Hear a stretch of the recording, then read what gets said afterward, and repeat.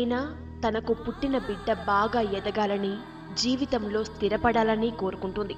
వయసు మీద పడ్డాక పిల్లలు తనను బాగా చూసుకోవాలని ఆరాటపడుతుంది. కానీ నల్లగొండ జిల్లా సంస్థాన్ నారాయణపురానికి చెందిన లక్ష్మమ్మకు కాలం కలిసి రాలేదు.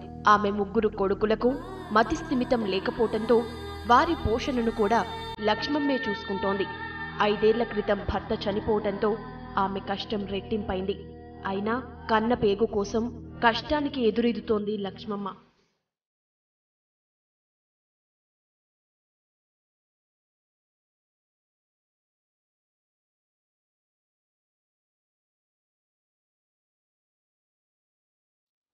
పిల్లల కోసం ఉన్న భూమితో పాటు ఇల్లును అమ్ముకున్న లక్ష్మమ్మకు ఇప్పుడు వయసు మీద పడుతోంది. తన తర్వాత 3 పిల్లలు ఎలా బతుకుతారన్న బాధ ఆమెను మానసిక వేదనకు గురిచేస్తోంది.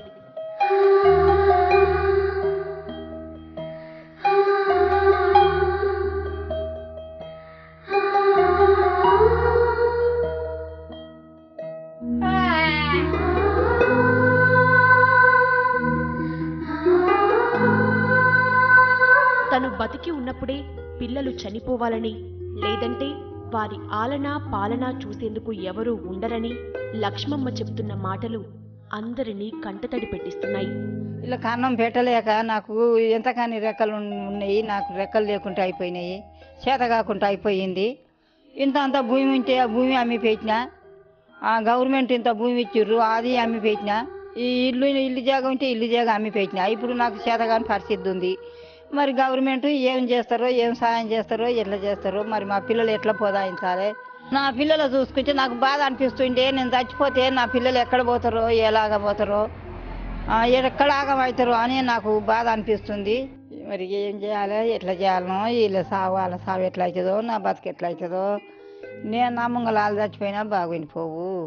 మతిస్థిమితం కోల్పోయి అటూ ఇటూ తిరిగే పిల్లల జాడ కోసం లక్ష్మమ్మ పడే తపన చూస్తే కన్నీళ్లు ఆగవన్నారు సంస్థాన్ నారాయణపురం గ్రామస్తులు. కన్న తల్లిని కూడా గుర్తుపట్టలేని ఆ 3 ఒక్కోసారి లక్ష్మమ్మపై దాడికి దిగుతారని చెప్పారు. ప్రభుత్వమే ఆమెను ఆదుకోవాలని వారన్నారు.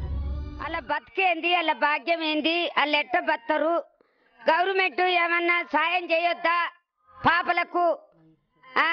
ఎట్లా బతరు, ఎలాగ బతరు? అందరూ కష్టాలు చేసిన వాళ్ళే అటు ఇటుకు ఉత్తుర్రు. 3 పిల్లల ఎట్లా చదువుకుంటారు సారు? వాళ్ళకేమన్నా ఆదాని చేయాలి.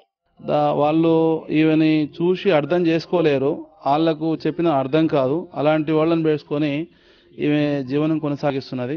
వీళ్ళ కుటుంబానికి వాస్తవంగా ఒక్కొక్కరికి 5,000 రూపాయల చొప్పున గవర్నమెంట్ ఇవ్వగలిగితే ఈమెను సాధగలదు.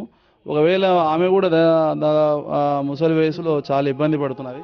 అమ్మ ప్రేమకు అచ్చమైన నిదర్శనంగా నిలుస్తున్న లక్ష్మమ్మకు ఎవరూ ఆసరాగా లేకపోవటంతో పడరాని కష్టం పడుతోంది. దాతలో, అధికారులో, ప్రజాప్రతినిధులో కరుణించకుంటే ఆమె కష్టం తీరేలా లేదు.